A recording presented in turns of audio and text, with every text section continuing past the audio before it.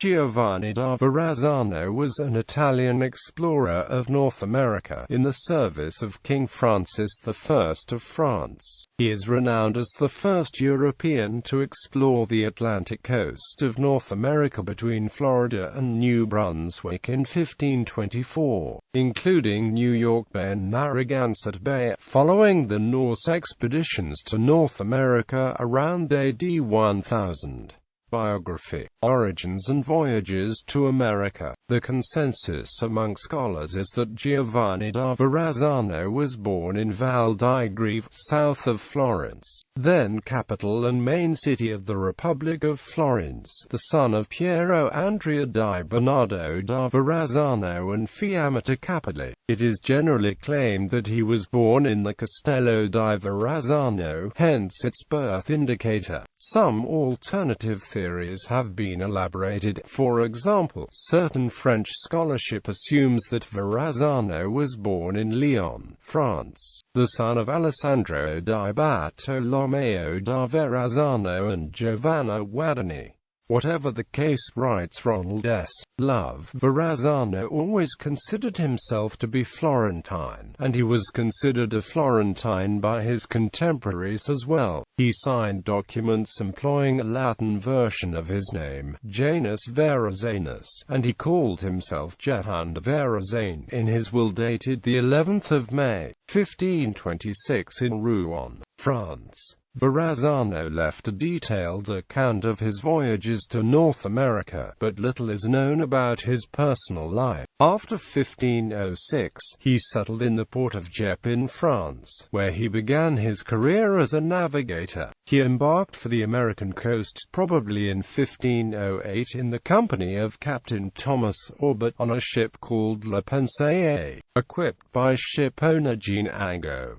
He explored the region of Newfoundland, possibly during a fishing trip, and possibly the St. Lawrence River in Canada. On other occasions, he made numerous voyages to the eastern Mediterranean. In September 1522, the surviving members of Ferdinand Magellan's crew returned to Spain, having circumnavigated the globe. Competition in trade was becoming urgent, especially with Portugal. King Francis.I of France was impelled by French merchants and financiers from Lyon and Rouen who were seeking new trade routes. So he asked Verrazzano in 1523 to make plans to explore an area between Florida and Terranova, the Newfoundland, with the goal of finding a sea route to the Pacific Ocean. Within months, 4 ships set sail due west for the Grand Banks of Newfoundland, but a violent storm and rough seas caused the loss of 2 ships. The remaining 2 damaged ships, La Dauphine and La Normande, were forced to return to Brittany. Repairs were completed in the final weeks of 1523, and they set sail again. This time, the ships headed south toward calmer waters, which were under dangerous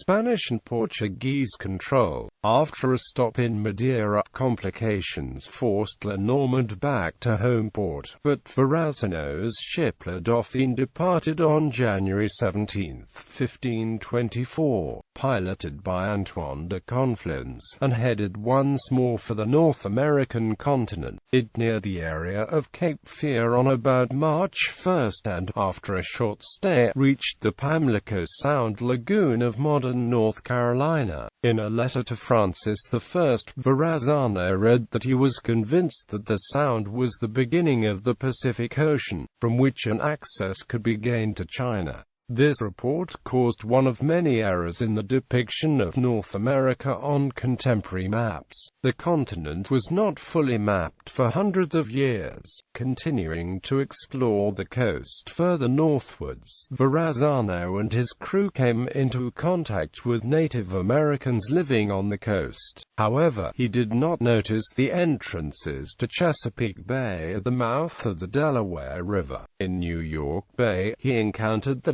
then open observed what he deemed to be a large lake, which was in fact the entrance to the Hudson River. He then sailed along Long Island and entered Narragansett Bay, where he received a delegation of Wampanoag and Narragansett people. The words Norman Villa are found on the 1527 map by Viscount Maggiolo identifying the site. Historian Samuel Eliot Morrison writes, "This occurs at Angoulême rather than Refugio. It was probably intended to compliment one of Verrazzano's noble friends." There are several places called Normanville in Normandy, France. The main one is located near Fécamp and another important one near Évreux, which would naturally be it. West of it, conjecturally on the Delaware and New Jersey coast, is a longer villa, which Verrazzano certainly named after François d'Orléans, Duc de Longueville. He stayed there for 2 weeks and then moved northwards, following the coast up to modern Maine, southeastern Nova Scotia, and Newfoundland, after which he returned to France by the 8th of July 1524. Verrazzano named the region that he explored Francesca in honor of the French king, but his brother's map labels it Nova Gallia. Verrazzano arranged a second voyage, with financial support from Jean Angot and Philippe de Cherbourg, which departed from Dieppe with 4 ships early in 1527. One ship was separated from the others in a gale near the Cape Verde Islands, but Verrazzano reached the coast of Brazil with 2 ships and harvested a cargo of Brazil wood before returning to Dieppe in September. The third ship returned later, also with a cargo of Brazil wood. This partial success did not find the desired passage to the Pacific Ocean, but it inspired Verrazzano's final voyage, which left Dieppe early in 1528. Verrazzano anchored out to sea in Rhodesia shore, probably on the island of Guadeloupe in 1528, during his third voyage to North America, after exploring Florida, the Bahamas, and the Lesser Antilles. He was killed and eaten by the native Carib inhabitants. The fleet of 2 or 3 ships were anchored out of gunshot range and no one could respond in time. Other sources suggested that Verrazzano was executed for piracy by the Spanish at Puerto del Pico, Spain. Reputation. Despite his discoveries, Verrazzano's reputation did not proliferate as much as other explorers of that era. For example, Verrazzano gave the European name Francesca to the new land which he had seen, in accordance with the practices of the time, after the French king in whose name he sailed. This and other names have not survived, which he bestowed on features that he discovered. He had the bad luck of making major discoveries within the same 3-year period when the dramatic conquest of Mexico and Ferdinand Magellan's circumnavigation of the world occurred. Magellan himself did not complete the voyage, yet it brought him undying fame. In the 19th and early 20th centuries, there was a great debate in the United States about the authenticity of the letters that he wrote to France.He describing the geography, flora, fauna, and native population of the east coast of North America. Others thought that it was true, and it is almost universally accepted as authentic today, particularly after the discovery of the letter signed by France.I, which referred to Verrazzano's letter. Verrazzano's reputation was particularly obscure in New York City, where the 1609 voyage of Henry Hudson came to be regarded as the de facto start of European exploration of New York,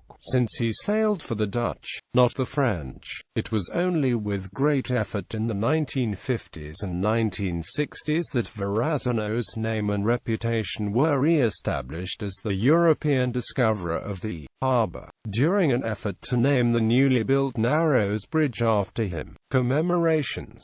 In 1909, during the Hudson-Fulton celebration, a bronze statue by Ettore Ximenes was installed in Battery Park, Manhattan, New York. There are numerous commemorations of the explorer on Staten Island, where the Verrazzano Narrows Bridge over the opening of New York Harbor is perhaps the best known.